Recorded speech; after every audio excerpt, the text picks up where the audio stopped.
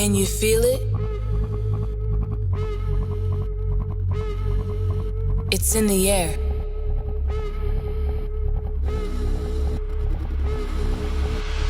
Something's coming. We are rising.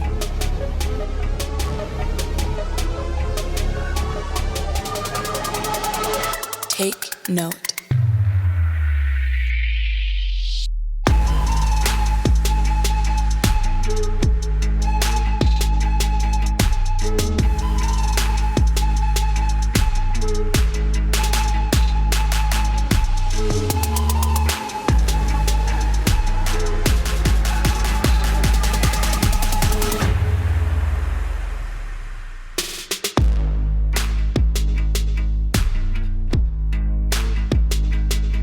Thank you, Telium, for having me. I don't know if the rest of you are like me, but seeing a video like that almost makes me feel sad inside.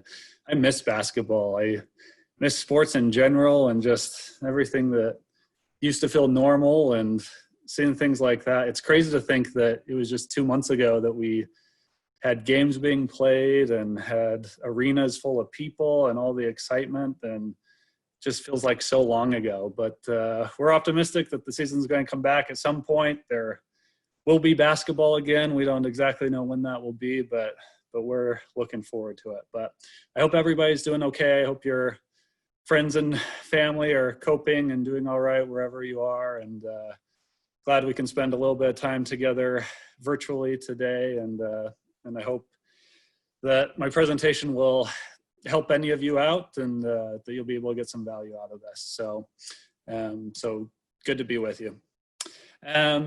Before we really get down to business, just a few things. If you're like me and quarantine's kind of got you down and you're feeling the quarantine blues, don't worry, the Jazz have got you covered. We've got endless hours of entertainment at your fingertips. You can go to our site or download our Jazz app to play all these incredible games. We've got Super Rudy Block here on the left where you can swap people. You can play our shot clock challenge game here in the middle where you can shoot shots, make some. And then you can play our memory game over here on the right, which I hope is pretty self-explanatory. I'm going to be honest, this slide's a little bit selfish. This is my peace offering to the rest of you. In full disclosure, this is, while I've been on a lot of Zoom calls and video calls over the last 2 months, this is my maiden voyage into presenting from the sofa. And so this could go sideways pretty easily. I hope it doesn't. But if it does, don't get mad at me. Realize you can go here, and here's a great alternative to how to spend your next 30 minutes. So I will issue one last personal challenge. This memory game over here on the right, if you can see in the corner, it keeps track of the number of moves it takes you to clear the board. My personal best is 23 moves, which, if I do say so myself, is pretty impressive. So if the rest of you want to try and beat that, you're welcome to. And if you beat 23 moves, then congratulations. You've clearly got a lot more time on your hands than the rest of us. So well, there's some things you can do.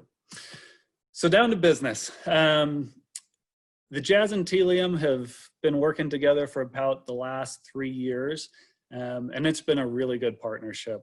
Telium's really helped us out a lot with a lot of our initiatives, and those 3 years have been interesting. We started with a few very specific use cases in mind, but as the relationships progressed and as we moved on from those things, we've gone a lot of places and done a lot of things that we never really planned to. We've recently rolled out some things that hadn't even crossed our minds a couple of years ago when we first signed on with Telium.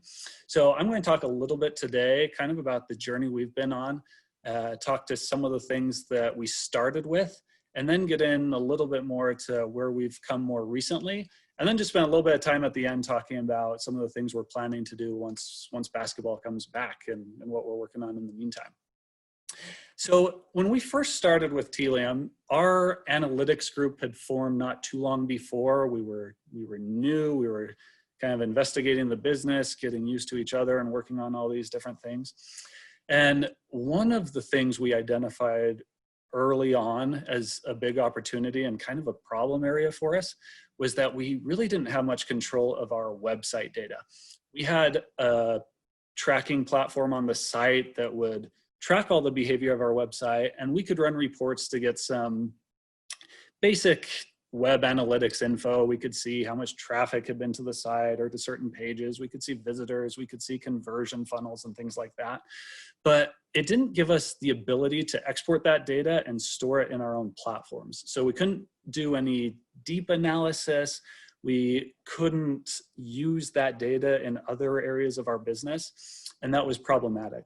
So as we were investigating Telium, that was one thing that they did that really stood out to us, is not only did they provide all the insights into everything that was happening on our site, but they gave us access to that data. So not long after implementing Telium on our site, we went in, grabbed all that data, brought it into our own systems, and then we could do a lot of analysis with it. And some of the really quick and easy wins we had with it was that we could take that data and say we had people that we knew that had logged into our site or that had clicked through email or something like that. If those people were on our season tickets page or our premium seating page, those pages that are telling you about tickets that are pretty high price point and where we make a lot of money, we could then take that info and use that to inform our email marketing. If we had sales staff that was working with clients and we saw those people come to our season tickets page or premium seating page, we could let our sales staff know to help them in their conversations. And we were really able to use that web information across a lot of our platforms to make our customers' experiences a lot better and have more relevant conversations with them. So that was really good for us early on.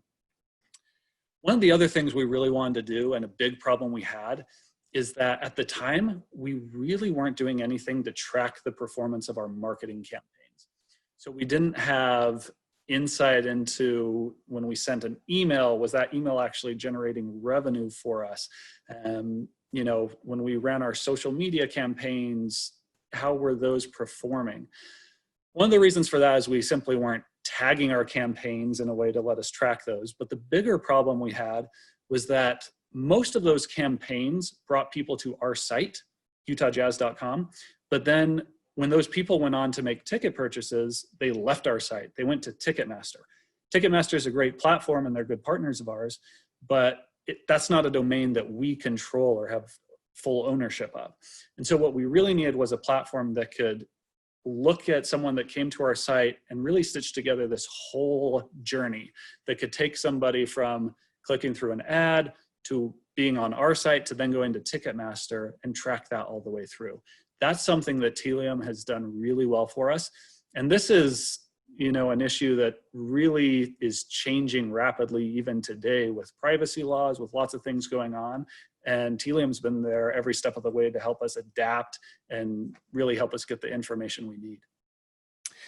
As a result of being able to have all that information and stitch those visitors across those different domains, and then because also we're able to bring that information into our own databases, we were able to, a few years ago, build out our first ever marketing scorecard.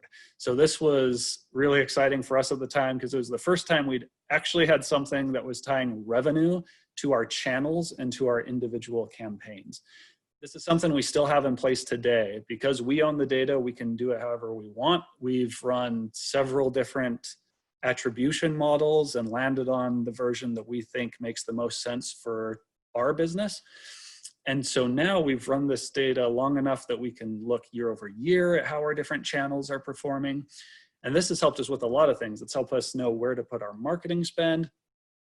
It's helped us to know how we should allocate headcount. And it's helped us put our efforts more toward the channels that are really doing well and performing. And it's helped us save money by taking money out of those channels that aren't doing so well. So that's been a really beneficial thing for us to have as a company. Now, here's the last use case I'll talk about that we started with initially when we signed on with Telium. Kind of the other side of being able to track how campaigns are performing. Once we were able to do that, we really wanted to get better at the campaigns themselves. We really wanted to test different things and learn what worked for us.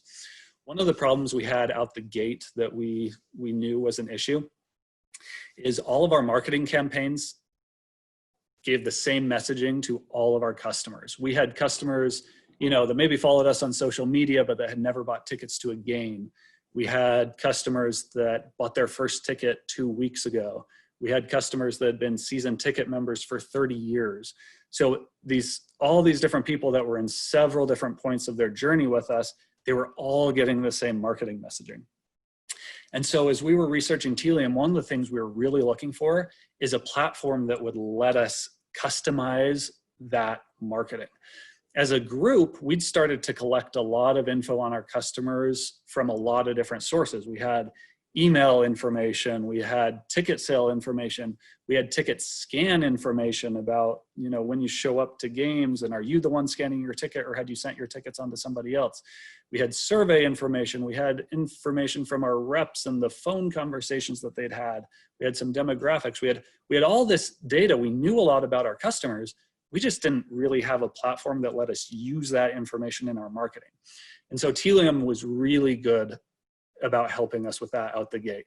They took all the data that they were collecting online from our website visitors, but then allowed us to pass in information we were collecting from all these other sources. And they gave us the flexibility to build audiences based on that data. They also gave us the connectors to Facebook, to Google, to all these other advertising platforms to where we could push those audiences into those platforms and serve targeted marketing. That was a big step for us, and it fundamentally changed the way we marketed to our customers. Here are some of the results from our first season of doing that.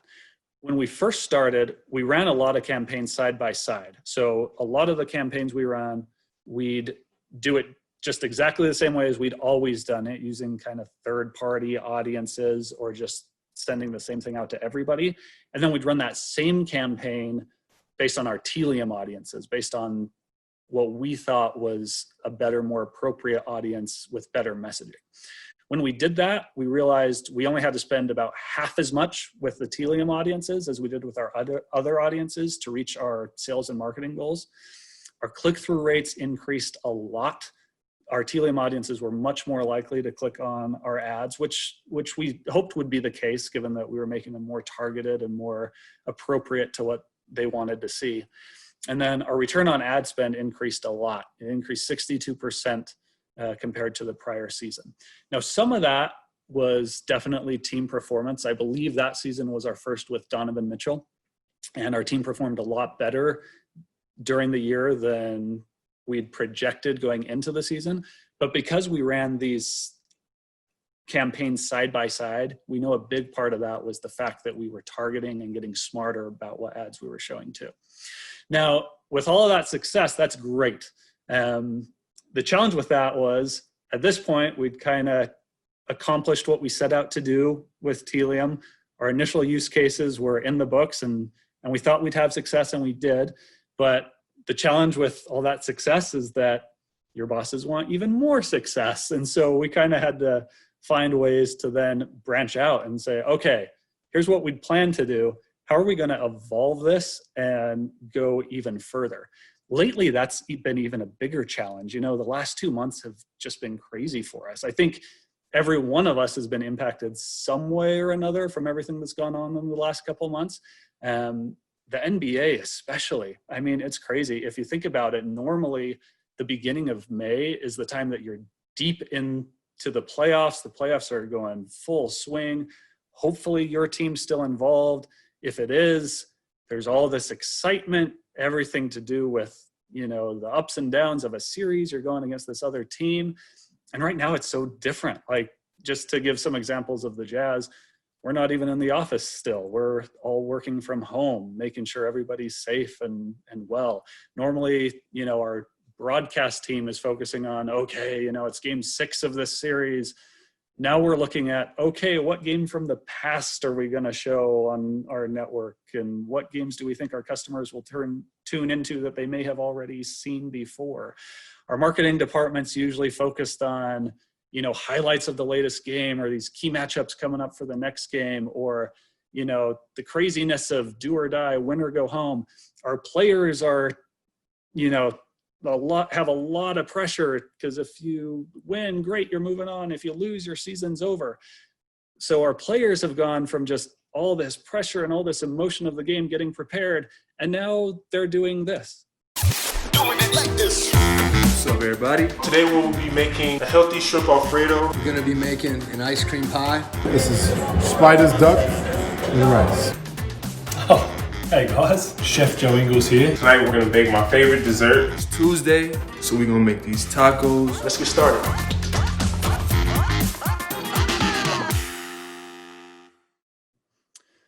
So it's crazy. We've gone from playing basketball to cooking and making recipes. If you told me 3 months ago or at the start of the year that it would be the middle of May, and instead of focusing on playoffs, we'd be posting cookbooks and recipes and featuring our players doing that, I'd have thought you were crazy. But things can change a lot in 2 months. It's actually been really popular. We've got a lot of site traffic we've got a lot of traffic on our website to view these different recipes. A few of my coworkers have made Coach Quinn Snyder's ice cream pie and have said it's really good. So if you're looking for something to try, you can try that.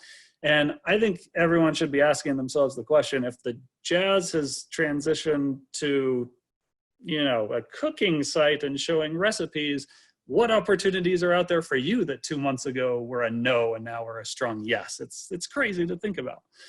But anyways, it comes to evolving and things changing and getting back to our uses with Telium.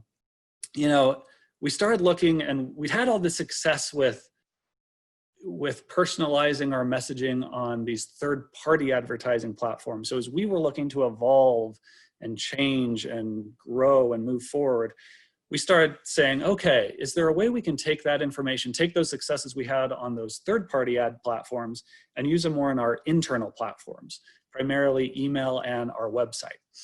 So one of the first new kind of unplanned things we did was nothing fancy, nothing over the top, super special, pretty straightforward. We just ran some abandoned cart campaigns. So I think most of you are probably familiar with what that is. But basically, if we have a customer that comes in, looks at tickets for a game, but then doesn't buy tickets to that game, then next time they're on the site, we'll just pop up a little message saying, hey, are you still interested? Or if we know who that person is and it's someone we can email, then if that game is 2 or 3 days away and they still haven't bought tickets, we'll shoot them an email and say, hey, this game's about to happen. Are you still interested? There's tickets still available. So again, nothing fancy, nothing over the top. But that simple campaign was really effective for us. In the couple of years we've had it live, we've picked up about $100,000 in ticket sales each season, which is quite a bit for us for a single campaign that, without that data wouldn't be possible, but that with that data really isn't too tough to pull off. Moving beyond that and taking personalization to another level, this is something we've worked on much more recently. So just in the last couple of months, we've really added some more personalized components to our site and to our email campaigns. One of the things that personally always has driven me crazy about our site and about some of our campaigns is that we always default to showing the next games, which if you don't know anything about a customer, probably makes the most sense. But we have a lot of customers that have been to 20 games in their lifetime, and every single one of them has been to see the Trailblazers. Or they've been to 12 games ever, and every single one of them's been a Saturday. We just have people that we know we have fans of other teams that come to our games.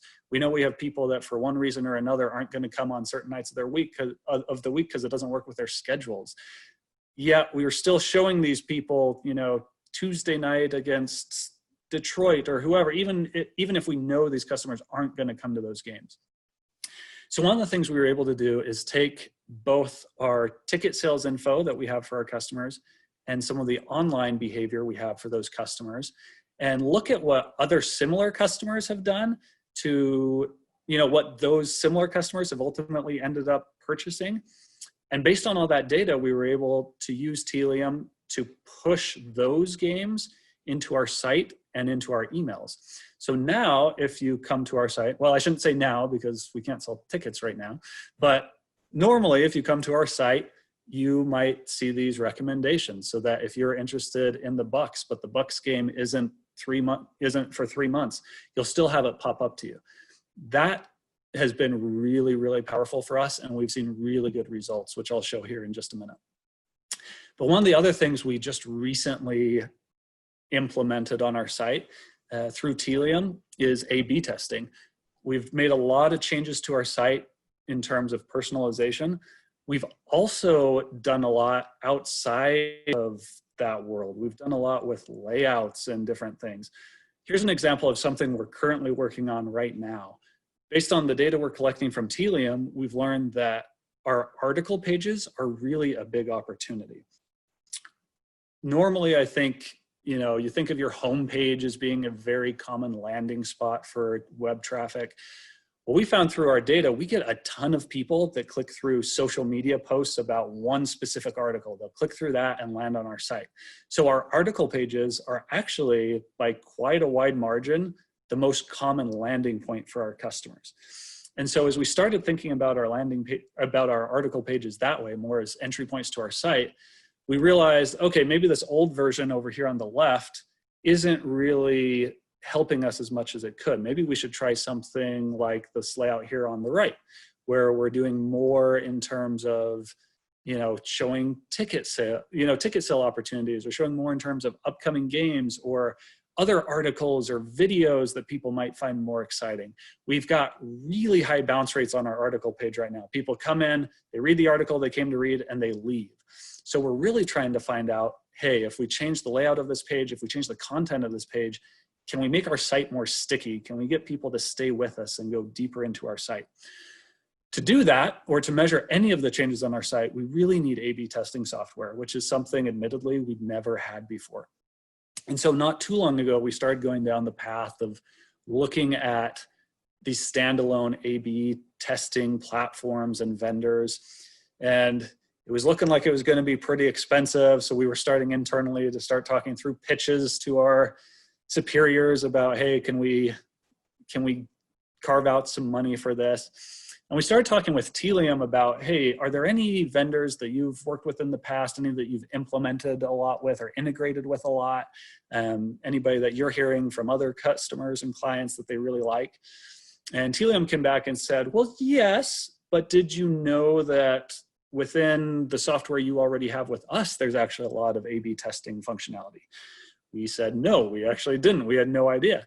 And so we started going down that path. And after not very long at all, working together with Telium and working with our website development team, we were able to implement fully fledged A/B testing on our site. We can run as many tests concurrently as we need. We can split that traffic however we want, have as many different groups as we want. And one of the things that was really cool about it, about implementing through Telium, is because we were already capturing all the web data and all the conversion data and all the performance data, we pretty much got all this A/B testing performance result data for free. It really didn't take us more than a day to take what we were already doing and just tweak things slightly to break that performance into the different test groups we had. And so that was a really cool experience for us, that we were able to get all the software that we thought was going to cost us a lot of extra money and take us a lot of time and implementation, and really turn that around in a matter of weeks with the help of Telium. So putting those two things together, our website personalization, the example where on our tickets page, we'd show you the games we thought you were most interested in, and our A/B testing, we actually put those changes into an A/B test, to where we take all our customers that we could have shown recommendations to, but we didn't, and then taking all the customers that we actually did show recommendations to. It didn't take us very long at all. We ran the site test in a very short time frame. Didn't take us a lot of visitors to those pages at all to realize it was making a big difference. When we showed those recommendations to our visitors, our conversion went way up, our revenue per visitor went up even more. And it was really cool to be able to both run that because of functionality that Telium had, but also able to measure the results and share this up the chain and be able to say, hey, we thought this would be impactful. Look, it really is. It's making a big difference. So that was a cool story. So now getting into where we're planning to go next. You know, we highly anticipate and await the return of basketball. We don't know when that's going to be exactly, but we know the day is coming. And so we're starting to think about a lot of the things that are going to be important when that starts to happen. One of the things we want to do is even more on our site. You know, we've done a lot with single game sales, a lot with personalizing, you know, when somebody's just trying to find a single game, a single ticket to one game. We do a lot with that, but we want to do more with our season tickets, with our premium seating. That's where a lot of our revenue comes from. And we really have a lot of opportunities there, we think, to personalize our site even more and to make the experience better for our customers. Another place we really want to dive into is with our app. We know that when people come back to the arena, that arena experience is going to be really important to them. We're going to have a lot of people that care about a lot of different things when it comes to being back around a lot of other fans. A lot of people use our app during the game. You can scan into the game. You know, you can pull up your tickets and scan into the game. You can order food. You can order things from our team store, have it delivered to your seat. There's a lot of people that use the app. If we can get to where we are able to personalize what the app looks like, personalize the push notifications that are coming out of the app when those fans are in the arena, that's going to be big for us and help our fans navigate the changes that are going to be there when they come back to the arena based on everything that's gone on. There's also a lot of revenue opportunities there in terms of being able to tie in merchandise, jerseys, hats, food, concessions. There's a lot of opportunities there. And then last thing I'll mention in terms of where we want to go, the parent company that owns the Utah Jazz actually owns a lot of other sports and entertainment entities. The Salt Lake City Stars is an NBA G League team. The Salt Lake Bees is a AAA minor league baseball team. We've also got a chain of movie theaters called the Megaplex Theaters. We do a lot of things at our events that overlap. For example, we'll have Star Wars night at the Utah Jazz or Princess night at the Bees. You don't have to think too long and hard to think about some really easy opportunities when it comes to enhancing our customers' experiences if we were to combine data across these properties. If we could see, hey, you're somebody that's typically come with your family to see movies about princesses. Oh, hey, we're having a princess night at the Salt Lake Bees. You've been to a Bees game before. You can really start to see a lot of those opportunities. And it's cool to think about in a place where we're really hoping to get to and go, because there's so much we could do for our customers across numerous experiences that they have. So just to finish up, you know, if I had to summarize everything in a couple bullets, which I'm trying to do here, they'd be these. We can have 1 to 2 things to start. We don't need to know, you know, 10 or 20 things down the road. If you've got an idea for something you want to do, this is advice Telium gave us, and it's been really helpful and something I've tried to implement in other areas of my life and career. We don't have to know everything down the path. If we've got 1 or 2 things, that's enough to start. We can work on that, have some success, and a lot of other things will kind of fall into place down the road. Second thing I've got on here is kind of related to that. We hear a lot about having a 360-degree view of the customer. That's awesome. It's also very, very difficult. But we don't have to know everything to be able to make a difference. If we know 10 to 15 degrees of what a customer looks like, that's great too. If we know one thing about our customer, we can make their experience better than if we know nothing at all. So if you know something, use that. Don't wait till you have everything. And last thing I'll say is to measure what you do. I think it's worth taking a little bit of time up front, a little extra time, to really make sure you can identify what it is you're hoping to accomplish, and then making sure you're able and set up to be able to report on how those things do. It's kind of uncomfortable if you roll this whole thing out and then realize, oh, we don't actually have a way to measure if that worked or not. So work on that, take the time to measure what you do. You can share your successes up the chain. It will be very helpful. And it's really rewarding to see that the things you work on make a difference. So thanks, everybody.